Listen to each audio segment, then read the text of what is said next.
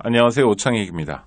인권연대는 정부나 기업의 지원을 사양하고 오로지 시민의 참여로만 운영하는 100% 순도의 민간 인권단체입니다.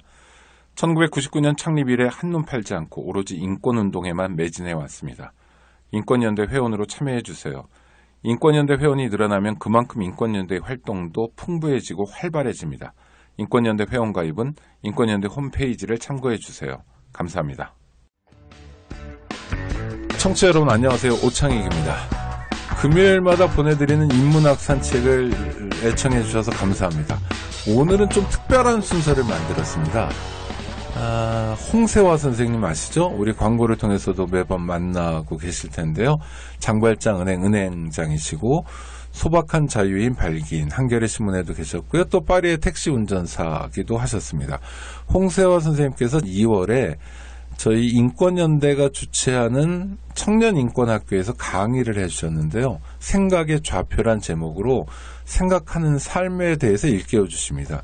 그 강의를 그대로 오늘과 다음 주 금요일 2부에 나눠서 보내드립니다. 강의 실황중계인데요. 네, 한번 들어보시면 여러 가지 생각할 거리가 있으실 겁니다. 아무쪼록 좋은 시간 되셨으면 합니다. 감사합니다. 홍세화 선생님을 모시겠습니다. 예. 안녕하세요.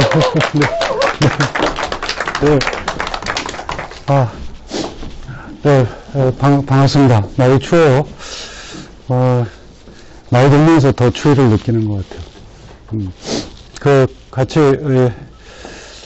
참 유서 깊은 자리인데, 저는 이 자리에 이제 전신 시절에 인연이 있었었는데, 아무튼, 이 자리에서 인권을 주제로 같이 얘기를 하게 됐습니다. 제가 드릴 말씀은 인권하고는 인권도 의식의 문제이기 때문에, 직접 연결은 안 되지만, 결국, 인문학에 있어서, 가장 중요한 주제인 의식 세계, 인식의 세계, 그 문제에 대해서 좀 접근하는 그런 시간으로 오늘 저하고 2시간 동안 만나는 시간을 갖겠습니다. 이제 제목은 이제 생각의 좌표로 되어 있는데, 여러분이 다 생각하는 존재이고, 사람인데, 생각의 세계, 즉 의식 세계를 갖고 태어나지는 않는다는 점에서, 그런데 내가 지금 갖고 있는 의식세계가 내 삶을 지배한다는 점에서 우리가 생각하는 사람이라면 제일 먼저 물어야 할 질문이 거기 담겨있는 내 생각은 어떻게 내 생각이 되었나 라는 질문이라는 것이고요. 그래서 바로 내가 의식하는 존재, 생각하는 존재이지만 갖고 태어나지 않은 의식세계를 어떻게 갖고 태어났는지에 대한 물음입니다. 그게 오늘 저하고 같이 나눌 얘기의 핵심적인 내용이에요. 물론 이제 그 생각들에는 가치관이 다 있죠. 결국 왜 우리가 생각에 대해서 질문하나, 그렇게 볼 때 그 생각에는 정리되어 있거나 정리되어 있지 않거나 간에 각자의 가치관이 담겨 있습니다. 결국 내 삶을 어떻게 살 것인가 에 대한 질문이 그 생각에 녹아있는 것이죠. 바로 그 점에서도 이 생각에 대한 생각은 내 삶에 대한 성찰적 질문이기도 합니다. 그걸 좀 풀어서 얘기를 해보겠습니다. 제가 이제 여러분이 우리말 동사가 있는데 짓다라는 동사입니다. 농사를 짓고 집을 짓고 옷을 짓고 그래서 우리말의 짓다는 참 아마 다른 나라 말의 동사에서 보기 어려울 만큼 인간의 생존에 필요한 식의주, 의식주가 다 짓다의 대상이 됩니다. 그래서 잘 지어야 하고 누구에게도 부족함이 없도록, 왜냐하면 인간의 필수적인 생존 조건이 바로 이 의식주라고 얘기를 하고 있으니까 저는 이제 의식주라는 순서보다는 식의주가 더 맞다고 봅니다만은, 아무튼, 먹고, 입고, 깃들고, 집이라는 그런 의미에서, 식의주가 다 짓다. 농사도 짓고, 옷도 짓고, 집도 짓는, 그런 면에서, 우리 공동체에서 누구에게도 부족함이 없도록 한 만큼 잘 지어야 하는데, 그 반면에 죄는 짓지 마시고요. 그렇죠. 그런 짓다인데, 제가 이 말씀을 꺼낸 것은, 우리 각자에게, 좀 인문학적 접근이라고 할까, 그런 면에서 과제가 있는데, 그것은 각자 나를 잘 짓는 일이다, 라는 것입니다. 그 말을 하려고, 제가 이 짓다라는 표현을 가져온 것이죠. 우리 각자에게 가장 중요한 과제는, 결국, 나를 어떻게 잘 지을까, 라는 것이고, 인간이 죽는 순간까지 완성된 존재가 될 수 없다고 할 때, 이 과제는 죽는 순간까지 이어져야 되는 그런 과제일 수밖에 없고, 그래서 조금은 더 낫게, 조금은 더 아름답게, 향기롭게 이 나를 지어가는 그런 과제를 우리는 각자 가질 수밖에 없다라는 그런 면에서 보면, 그런 질문에서 출발할 때에 여러 가지 이제 기존의 학자들이나 사상가들이 말해온 그런 것 중에 어떻게 잘 지을 것인가와 관련된 그런 질문 중에서 아마도 에리 프롬이라는 분의 직접적이면서도 그러면서도 분명하게 질문을 제기한 것이 바로 이 소유냐 존재냐 라는 것일 겁니다.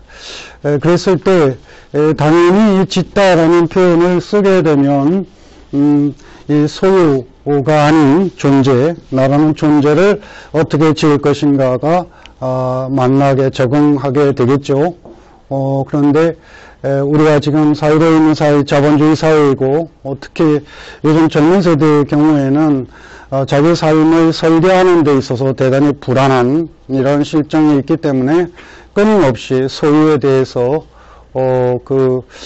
소유 문제에 대해서 어떤 압박을 겪고 있다는 그런 생각이 듭니다. 특히 요즘 많이 나오고 있는 4차 산업혁명이라는 알파고 시대 이런 등등을 통하여, 그리고 얼마 전에 돌아가셨습니다마는 바우먼이라는 그 사회학자가 한 말이 있죠. 그러니까 액체사회라는 그런 표현을 썼습니다. 고체사회가 아니고 액체사회다. 고체사회는 고체이기 때문에 상대적으로 안정적이죠. 큰 변화가 없다면 액체사회는 유체이고, 그래서 끊임없이 변화되는 사회, 변화의 속도가 굉장히 빨라지는 이런 사회에서 과연 어떻게 이 삶을 설계하고 그럴 것인가. 또 앞서 말씀드린 대로 4차 혁명, 4차 산업혁명이라는 이러한 상황에서 일자리가 줄어들 수밖에 없는 이런 문제들, 또 부가 편중되는 이런 상황들이 결국은 이제 우리를 더 불안케 만드는 이런 상황에서 끊임없이 이 소유의 문제에 다가가도록 요구하겠죠. 존재보다는 당연히 이제 경할 것도 없이 에리 프롬은 소유에 집착할 것이 아니라, 소유적 존재 양식의 삶의 양식이 아니라 이 나라는 존재에 대해서 집착이란 말보다는 거기에도 삶의 어떤 표대를 거기에 세워야 된다. 제 나름대로 말씀드리면 잘 짓는 삶, 내 존재를 잘 만드는, 잘 형성하는 이런 삶을 가져야 된다라는 그런 얘기를 하고 싶어서 그랬던 거죠. 이 에리 프롬도 한글 꽤 오래전에 많이 읽혔는데 요즘은 이제 좀 덜 그런 편인데요. 저는 요즘 후배 세대, 젊은 세대들에게 꼭 일독을 권하고 싶은 책이니까, 이 소유냐 존재냐, 그걸 한번 살펴봤으면 좋겠네요. 아무튼, 이제 한국은 이제 이 환경 자체도, 특히 IMF 외환위기 이후에는 특히 더 이제 이 소유 문제에 더 이제 집중하고 있는 이런 상황인데, 우리가 흔히 얘기하는 물신주의 가치관 이런 식으로, 제가 한 20년 동안 이제 프랑스에 있다가 돌아왔을 시기가 IMF 외환위기 지나고 나서 이제 한 3, 4년 지나서 귀국을 했는데, 그때 참 비감 어리게 들었던 광고 카피가 있습니다. 그게 바로 당신이 사는 곳이 당신이 누구인지 말해줍니다. 이런 것이었는데, 혹시 기억나시는지 모르겠어요. 그 얘기를 들으면서 바로 떠오른 것이 바로 이 소유냐 존재냐라는 질문이었는데, 왜냐하면 그 광고 카피에 의하면 바로 소유가 존재를 규정한다라고 말하고 있지 않습니까? 당신이 사는 곳이 당신이 누구인지 말해줍니다. 이러니까 결국 이런 가치관이 팽배한 사회에서는 내 존재를 제대로 가꾸기 위해서조차 실은 소유해야 된다라는 이러한 것을 강조하고 있기 때문에 사실 참 비감 어리게 들었던 그런 것이었는데요. 아무튼 오늘 제가 의식, 생각에 대해서 조금 아까 말씀드린 바와 같이 가치관의 내용이 담겨 있는 그러한 결국 이 질문에도 접근하게 될 때에 결국은 내가 갖고 있는 의식세계, 왜냐하면 내 안에 내가 지금 현재 갖고 있는 의식세계, 생각의 세계 안에 앞서 말씀드린 대로 정리되어 있거나 정리되어 있지 않거나 가치관, 세계관, 인생관이 묻어 있고 거기에 담겨 있고 따라서 그걸 들여다보는 것도 말하자면 내 삶을 성찰하는 이런 자세가 될 수 있다. 그런 의미가 되겠습니다. 내 출발점은 아마 충분히 인식하리라고 보고요. 결국은 이 질문, 제가 같이 공유하려고 하는 질문, 내 생각은 어떻게 내 생각이 되었나?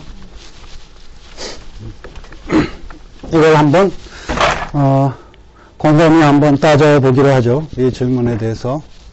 자, 여기서 생각이라고 할 때 그건 나의 의식세계, 나의 뇌의 작용이죠. 여기에 담고 있는 것들입니다. 태어났을 때는 분명히 비어 있었고, 근데 지금은 엄청나게 많은 것을 갖고 계십니다. 이른바 흔히 얘기하는 판단이라든지 어떤 이 기억이라든지 이런 것들, 우리가 얘기해서 인식의 총체성이라고 표현해도 좋고, 지금 현재 여러분 우리 각자가 갖고 있는 의식세계 안에 담고 있는 모든 것들을 총칭해서 우리가 생각이라고 얘기를 해볼 때, 지금 내가 갖고 있는 그 생각은 생각의 세계, 생각들, 그것은 어떻게 내가 나의 것으로 갖고 있을까라는 물음입니다. 이 질문이 왜 중요하냐? 이게 바로 앞서 말씀드린 바와 같이 내가 나를 어떻게 살아낼 것인가, 나를 어떻게 지을 것인가에 바로 어떤 표대라고 할까? 이것이 바로 내가 지금 갖고 있는 생각 속에 있는 가치관, 세계관, 인생관이기 때문에 그것을 들여다보기 위해서도 바로 내가 갖고 태어나지 않은 내 생각의 세계를 한번 분석적으로 들여다보자. 이런 것이죠. 우선 이 질문이 왜 중요한가? 저로서는 대단히 중요하다고 보는데, 나를 성찰하는 데 있어서 기본 출발점이다. 그리고 동시에 내가 정말 생각하는 사람인가에 대한 물음에도 조용하는 질문이다 라고 보는 것이죠.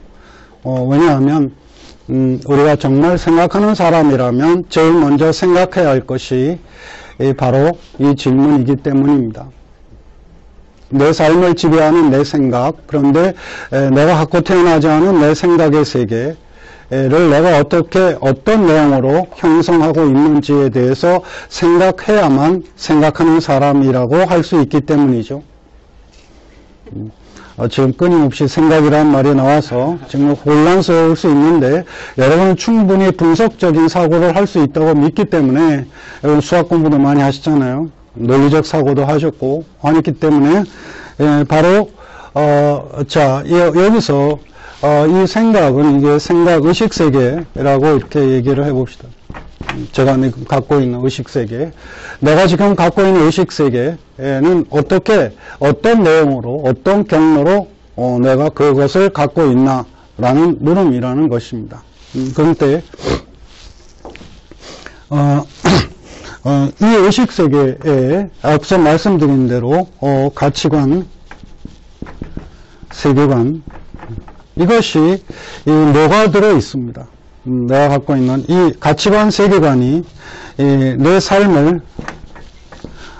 삶을 규정하게 되죠. 어떻게 살아라, 뭐에 더 중요성을 두고 있는지, 어떤 판단을 하고 있는지 등등에 의하여 돈이 무엇인지, 행복이 무엇인지, 결혼이 무엇인지, 사랑이 무엇인지 등등에 대해서 갖고 있는 여러분의 의식세계, 이것이 곧 가치관, 세계관이 묻어있는 그 의식세계가 여러분의 삶을 지배한다 라고 했을 때 그 삶을 지배하는 그 의식세계, 갖고 태어나지 않았으니 이걸 내가 어떤 내용으로 어떤 경로로 갖고 있는지에 대해서 생각할 때 그때 비로소 생각하는 사람이라고 부를 수 있다. 뭐 좀 근접하지 않나요? 뭐 생각이란 말이 너무 자주 나오긴 하지만 뭐 간단해요. 생각하는 존재이지만 생각을 갖고 태어나지 않았다. 근데 생각의 세계가 내 삶을 지배한다. 그렇다면 그 생각의 세계, 내가 지금 갖고 있는 의식세계, 생각의 세계를 어떤 경로로 어떻게 내가 갖게 되었는지에 대해서 생각해야만 생각하는 사람이라고 말할 수 있다. 라는 것이죠. 분명하죠, 이제? 네, 그 점에서, 지금 말씀드린 문제에 의하면 대한민국 국민 사회 구성원들의 대다수는, 생각하는 사람이 아닙니다. 왜냐하면 살아가면서 이 질문과 만나지 않은 채 살고 있기 때문에 솔직히 여러분은 어떠셨나요? 지금까지 살아오시면서 지금까지 형성한 생각의 세계, 의식세계에 대해서 성찰하는 그런 기회를 가졌는지 이 질문이죠. 바로 이 점이 저로서는 이제 대단히 중요한 한국 사회를 지배하고 있는, 우리 자신을 지배하고 있는 문제라고 보는데, 우리가 흔히 얘기하는 무신주의 가치관이 우리 사회를 지배하고 빨리빨리 문화가 우리 사회를 지배하고 등등을 얘기하지만 바로 그것이 나의 문제이기도 하다. 왜냐하면 인문학적인 환경이 부박한 이런 사회에서 나 또한 이런 인문학적인 성찰적 측면에서 멀어져 있었다라는 것을 좀 되돌아볼 수 있으면 하는 그런 생각을 갖게 되는 것이죠. 예, 그것이 어떤 문제를 이처럼 지금 말씀드린 대로 어떤 문제를 일으켜 왔는지에 대해서 이제 앞으로 말씀드릴 텐데요. 결국 우리는 생각하는 사람이었을까라는 질문, 가령 이제 제가 파리에서 택시기사였지 않습니까? 그래서 파리 이렇게 지리를 누구보다도 잘합니다. 지금도 이제 머릿속에 생생하게 남아있는데, 육구에 로덴 박물관이 있어요. 로덴 박물관, 혹시 가보신 분도, 파리에 가보신 분 계시겠습니다만은, 거기 딱 입구에 이렇게 들어가면 오른쪽에 아주 꽤 큰 청동상이 있는데, 그게 바로, 르팡스웨르, 즉, 생각하는 사람입니다. 여러분이 직접 그 총동상을 보지 못하셨다 하더라도 미술책으로 틀림없이 만났을 총동상, 생각하는 사람, 기억나시죠? 네, 그러면 여러분의 주의력을 한번 살펴볼까요? 그림으로 많이 보셨을 테니까, 직접 안 보셨어도. 그러니까, 생각하는 사람은, 두 손 중에 한 손을 턱과 입 사이에 괴고 있는데, 오른손을 괴고 있어요? 왼손을 괴고 있어요? 그냥 대충 말씀하신 거죠? 오른손입니다. 그리고, 그러면 오른손을 괴고 있으려면, 어쨌든 한쪽을 괴고 있어야 되니까 아주 구부정한 자세로, 이렇게 괴고 있으니까 이 팔꿈치가, 무릎 위에 올라가게 돼 있는데, 오른쪽 팔꿈치, 이 팔꿈치가 무릎 위에 올라가게 돼 있는데, 왼쪽 무릎 위에 있을까요? 오른쪽 무릎 위에 있을까요? 한번 자세를 한번 취해 보시죠. 자연스러운 상태는 당연히 오른쪽 무릎 위에 가는 것인데 그는 균형미를 찾아야 되기 때문에 조각가로서 아주 부자연스러운 왼쪽 무릎 위에 가 있습니다. 실제로 그 자세를 한번 취해보면 대단히 어렵다는 것을 알게 되실 거예요. 그런데 그건 그렇고 여러분이 지금까지 살아오면서 꼭 그 포즈를 취하지 않았더라도 그 로댕이 표현한 그 포즈를 취하지 않았더라도 무엇인가에 대하여 그렇게 곰곰이 생각해 보신 적이 있나요? 어떠십니까? 어떤 무엇인가에 대하여 정말 그렇게 곰곰이 생각해 본 적이 과연 우리는 있는가? 라는 제가 볼 때는 별로 그런 기회가 없는 것 같아요.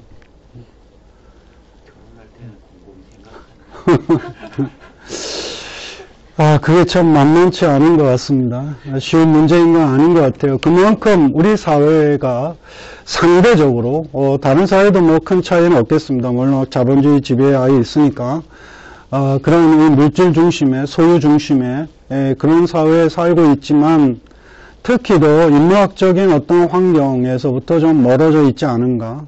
특히 빨리빨리 문화라든지, 이런 것. 그 다음에 이제 오늘 말씀드린 특히 교육 환경, 도무지 생각하도록 하는 교육을 하지 않는, 이런 문제가 결국 이런 결과를 낳고 있지 않은가. 그런 생각을 하게 되죠. 그래서, 정말 우리는 생각하는 사람인가. 를 물어야 한다라는 것이고 그런 환경 속에 있다 보니까 내 삶을 지배하는 내 생각의 세계를 내가 어떻게 형성했는지에 대해서조차 생각해 본 적이 없는 우리 자신의 모습을 돌아봐야 하지 않겠나라는 것입니다. 그래서 앞으로는 저는 당부라고 할까, 그것은 여러분이 이렇게 각자가 다 주장하고 고집하는 지금 현재 갖고 있는 생각들을 갖고 태어나지 않은 내 생각을 어떻게 내가 갖게 되었는지에 대해서 물어야 한다. 라는 것을 주문하는 것이죠. 1차적으로. 왜냐하면 그것이 바로 생각하는 사람의 당연한 모습일 테니까요. 네. 자, 그러면 이것을, 조금 더 이제, 깊이 들어간다고 할까? 그렇게 해보죠. 네, 이것은 여러분 좀 상식적으로도 알고 있기를 바라는 라틴어입니다. 코기토 에르고 줌. 나는 생각한다. 그러므로 나는 존재한다. 너무나 잘 알려져 있는 라틴어죠. 지금 옛날에는 정말 그 코기토 그러면 그냥 거의 상식적인 표현이었는데 요즘은 이제 그렇지 못하죠. 이게 이제 라틴어는 이제 저도 잘 모릅니다만은 격변화가 심해서 그냥 동사의 격변화를 통하여 그 주어가 필요가 없는, 주어 인칭이 필요 없는, 말하자면 이 주는 M과 같아서, 영어의 M과 같아서, 그러니까 M 앞에는 I밖에 올 게 없기 때문에 I를 쓸 이유가 없다라고 보는 것입니다. 그래서 코기토는 나는 생각한다가 되고 줌은 나는 있다가 되는 이런 것이죠. 이것이 이 말이 1600년대에 프랑스의 철학자 데카르트의 명제라는 것은 아주 상식적으로 잘 알려져 있습니다. 나는 생각한다. 그러므로 나는 존재한다. 이것이 이제 유럽 철학사에서는 이제 대단히 중요한 근대의 출발점이라고 말하죠. 왜냐하면 인간관에서 인간을 어떻게 바라보나라고 했을 때 중세적 인간관, 이것은 인간을 어떻게 읽나라고 했을 때 하나님에 의해서 하나님의 형상에 따라서 창조되었다라는 기독교적, 이게 이제 가톨릭, 그런 그런 인간관이 중세적 인간관이라면 바로 내가 인간으로 있는 것은 내가 바로 생각하기 때문이다 라고 말하고 있는 이것이 근대 이후의 인간관이다. 그래서 바로 이 명제가 중세와 근대를 가르는 변곡점이 되는 그러한 아주 중요한 명제이기 때문에 그렇게 폭넓게 말해지고 있는 것이고, 그렇죠. 그런데 왜 이 중요한 것이 왜 하필 17세기에 와서 이와 같은 정말 새로운 인간관이 제기되었을까라는 것인데요. 이것은 뭐 학자에 따라서 여러 가지 얘기를 할 수 있습니다만은 가장 중요한 것은 여러분도 다 알고 있을 수 있는, 대부분 많이 배우죠. 바로 이 전세기인 16세기에 적어도 유럽 사회를 유럽의 어떤 정신적인 그런 사회랄까, 이런 것을 아주 지각 변동을 일으키게 만든, 적어도 두 개의 사건이 있었습니다. 하나는 두말할 것도 없이 코페르니쿠스의 전회, 즉, 천동설이 무너지는 계기이죠. 당연히, 바로, 카톨릭의 인간관, 즉, 앞서 말씀드린 대로 하나님에 의해서 하나님의 형상을 따라서 창조된 인간이 사는 이 지구가 바로 우주의 중심이어야 하고, 그런 관점에서 이 지구 중심을 우주가 도는, 이게 바로 천동설이지 않습니까? 너무나 당연하게 믿어왔던, 몇백 년 동안 믿어왔던 이 천동설이 무너지고 이 지동설이 자리 잡히게 되는, 그야말로 하나님에 의해서 하나님의 형상에 따라서 산 인간이 사는 이 지구가 정말 하찮은 별에 지나지 않는다는 이러한 이러한 대사건, 대전환, 이게 16세기에 일어난 시작이 됐고, 그 다음에 또 하나는 역시 종교적인 것과 관련되는 카톨릭의 보편성이 신교에 의해서 무너지는, 몇백 년 동안 지속된 카톨릭의 보편성이 신교의 등장, 칼빈, 루터 등의 등장에 의해서 둘로 갈라지고, 그 다음에 바로 데카르트가 살았던 1600년도 초에는 심지어 30년 전쟁이라는 이 전쟁까지 일으키는 이른바 우리가 구라파 전쟁이라고 부르는 그런 것의 시발점에 비근한 그런 상황이 펼쳐지는, 이런 속에서 바로 사람들이 이제 믿음이 깨어지는, 오랜 동안 가졌던 믿음이 또 보편성이 깨어지는 데서 오는 거기서 바로 생각하게 된 것이죠. 즉, 데카르트에 의해서 데카르트가 말하는 생각하다라는 것은, 이것은 곧 회의하다 라는 것입니다. 실제로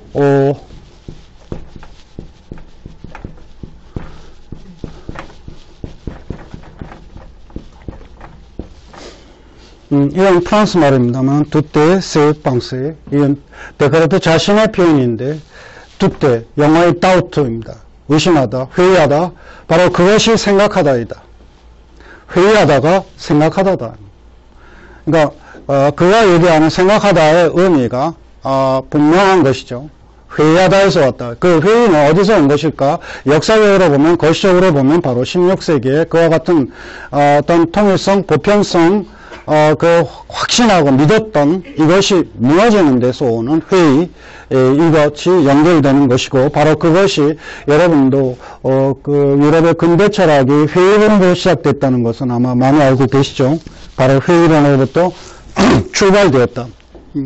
자, 그래서 27세기가 회의로 시작되었다라고 한다면 그것이 바로 이제 데카르트의 명제인데요. 자, 그런데 우리의 문제는 뭐냐 하면 바로 이 생각하다가 거의 없다라는 것이에요.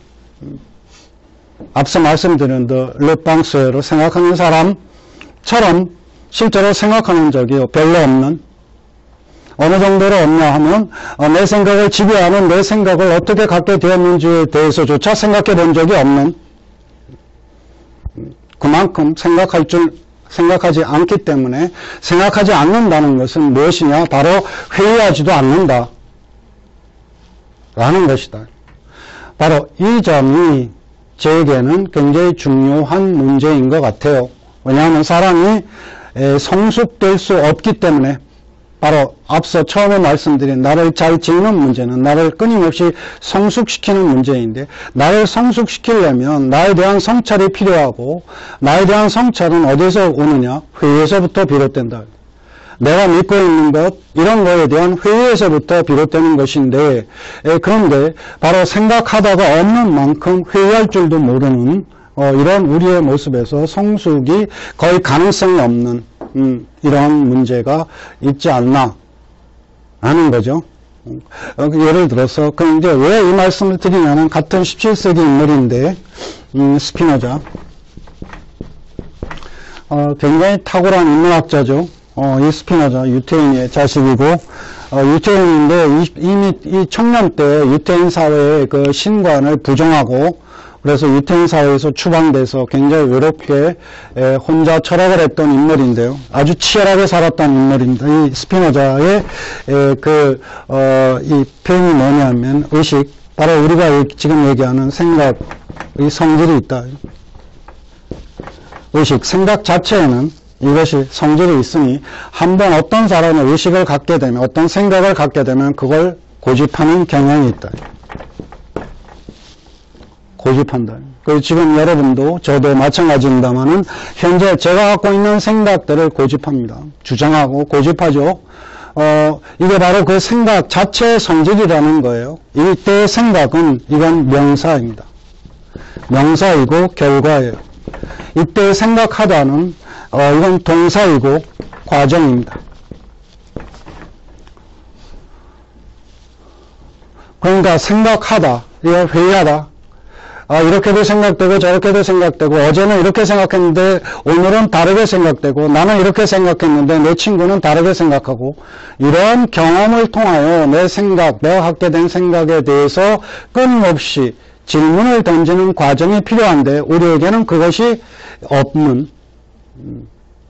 그런 점에서 문제는 뭐냐 하면 바로 회의할 줄 모르는 생각, 고집이 성질인 그런 것만 갖고 있는 우리의 모습. 그걸 얘기하는 것이죠. 자, 저는 이를테면 16세기에 유럽의 아주 거시적 사관입니다만은 유럽의 16세기에 그야말로 중세 말이죠.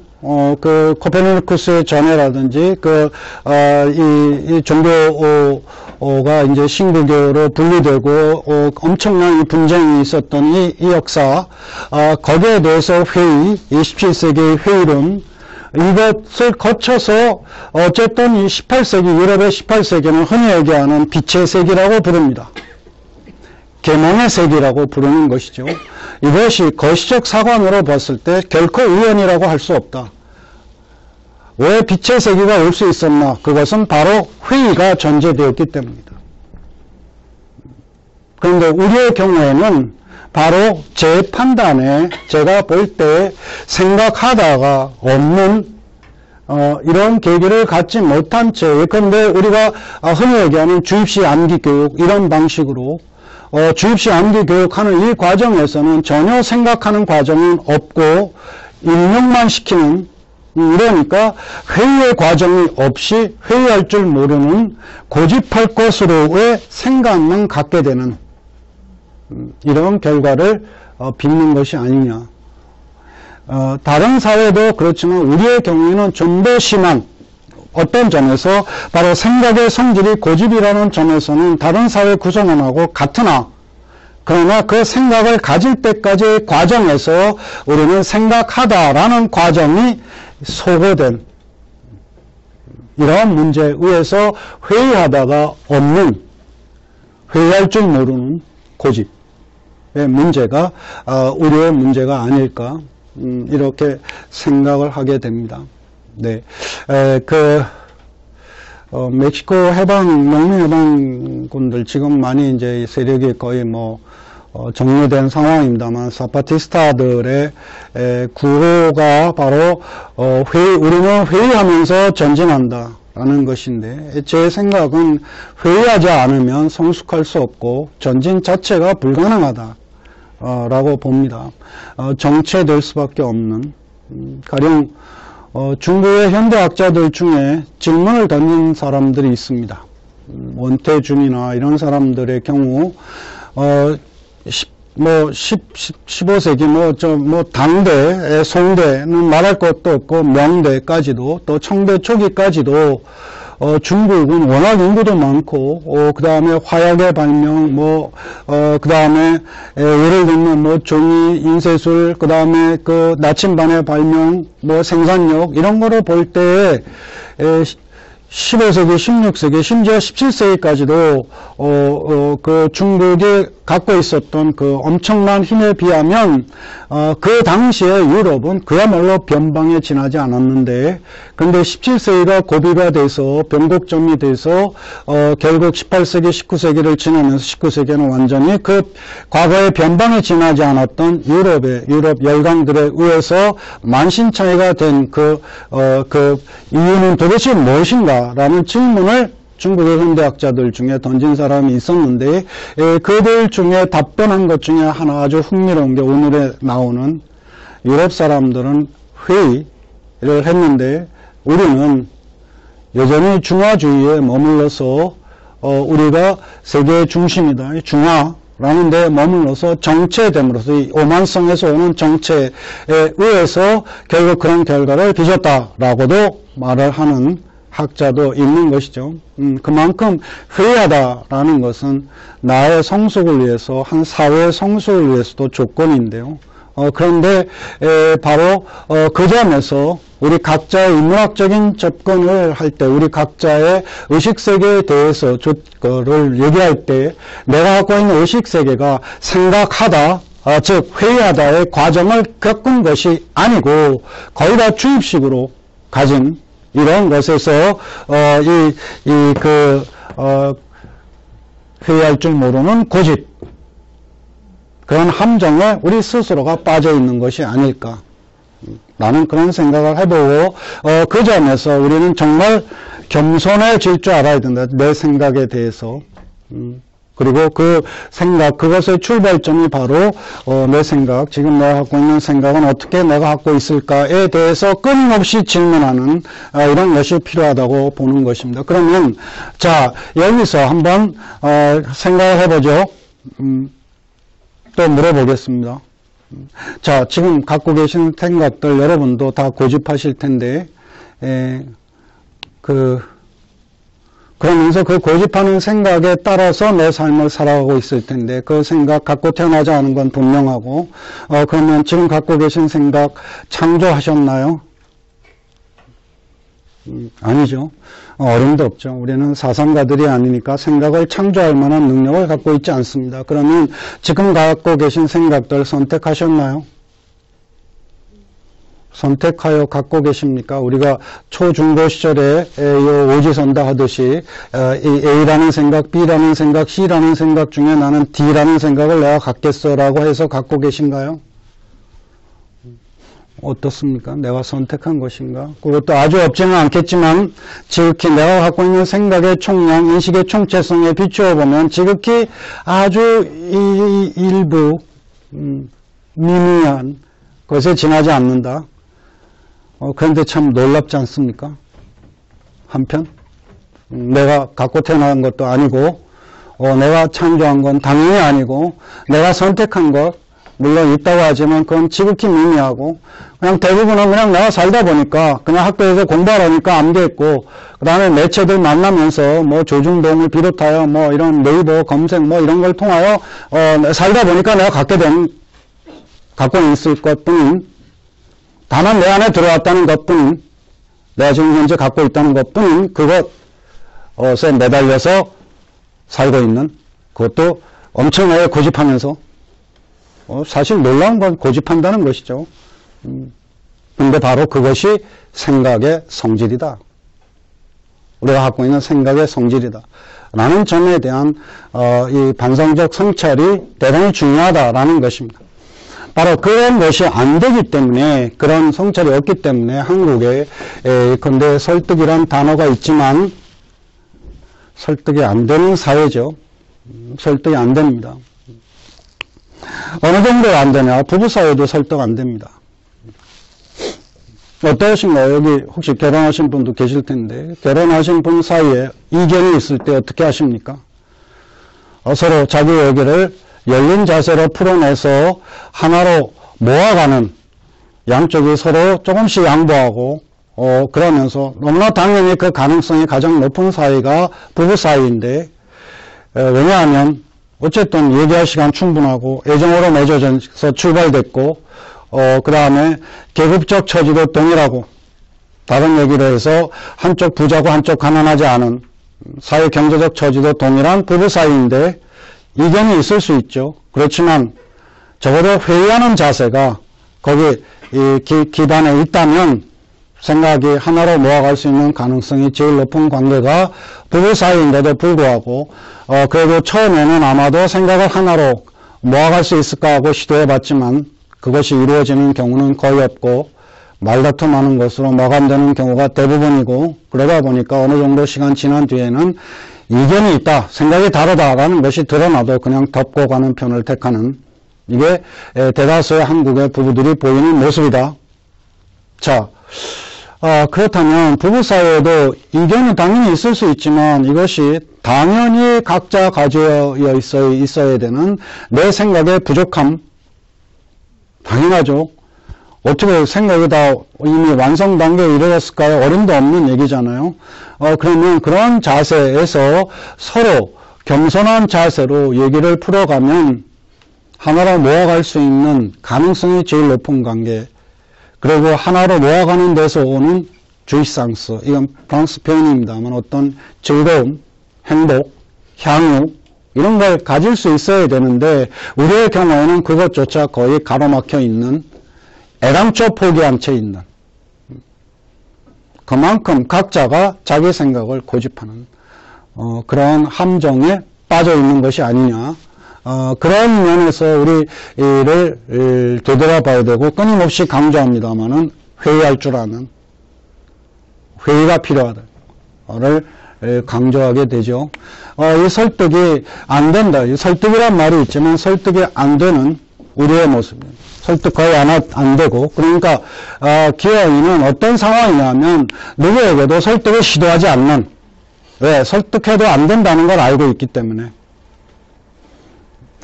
이 얘기는 사회운동과 관련해서도 대단히 중요한 일인데요. 사회운동도 제대로 원활하게 이루어지지 않습니다.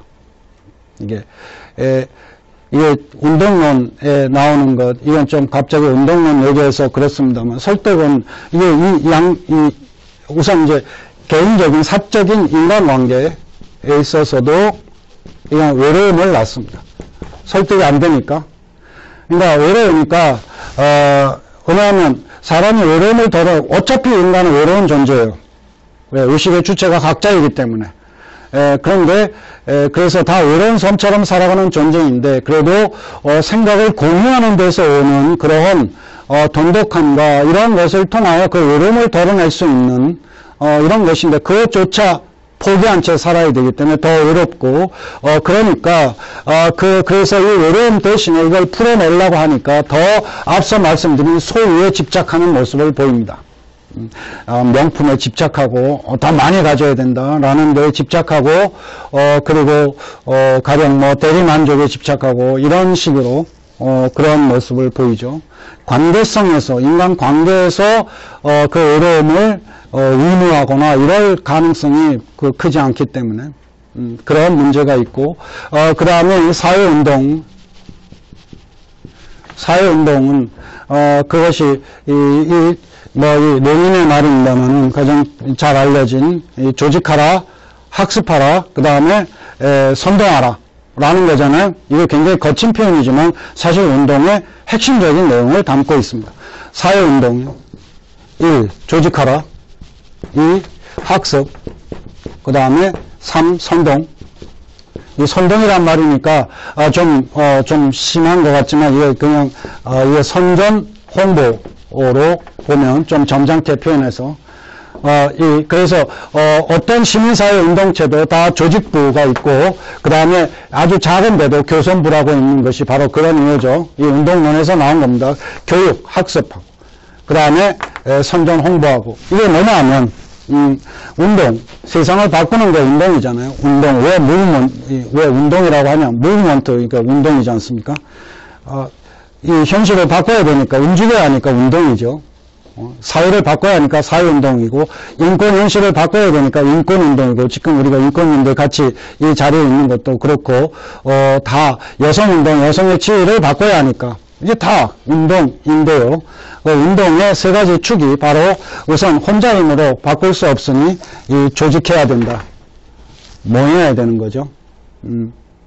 조직에 참여하고, 이런 것. 그 다음에 학습하고, 이 조직에 참여하는 사람부터 생각을 바꾸고, 교육 학습하고, 그래서, 이 조직에 참여하는 사람들의 역량을 강화하고, 그 다음에 이웃에 대해서 이 운동에 왜 필요한지에 대해서 공감대를 확장하고, 그래서 선전 홍보가 있는데, 그런 그 운동론에서 볼 때 한국처럼 이렇게 회의하다의 과정이 없는, 그런데 생각만 갖고 있는 사람들, 이 정말 엄청난 이 고집불통들, 회의할 줄 모르는 이런 사람들 앞에서, 심지어 앞서 말씀드린 부부 사이에서조차 설득이 안 될 만큼 설득이 불가능한 이런 사회에서 이 운동은 벽에 부닥칠 수밖에 없죠.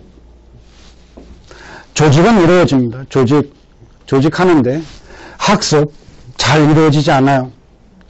지금 노동운동 단체나 가장 어려운데 조직원 대상으로 어떻게 학습 좀 해보자, 교육해보자, 조직하면 우선 사람 동원하는 것이 제일 힘든.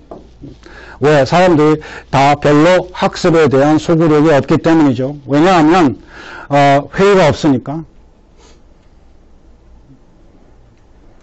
앞서 말씀드린 우리가 설득하는 걸 포기했다. 이 얘기는 나 또한 뒤집어서 얘기하면, 상대적으로 얘기하면 나 또한 설득 대상 아니다. 어떠신가요? 누군가를 열심히 설득하고 계십니까? 아니죠. 이 얘기는 뒤집어서 얘기하면 나도 설득 대상 아니다. 나 설득될 거 없다.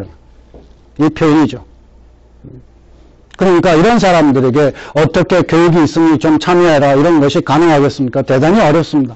그러니까 이런 자리가 굉장히 소중한 자리죠. 지금 이 자리에. 왜 오셨어요? 어떻게 오셨어요? 그래요? 네. 좋습니다. 그런 자세가 필요하다라는 것인데, 아무튼, 그러니까, 이게, 그 학습도 거의 안 되고, 그 다음에 선전 홍보, 이것도 거의 뭐, 시민사회 운동단체 홍보실, 뭐, 선전, 이거 있지만, 거의 유명무실한. 그러니까 이것도, 이게 운동의 건강성입니다.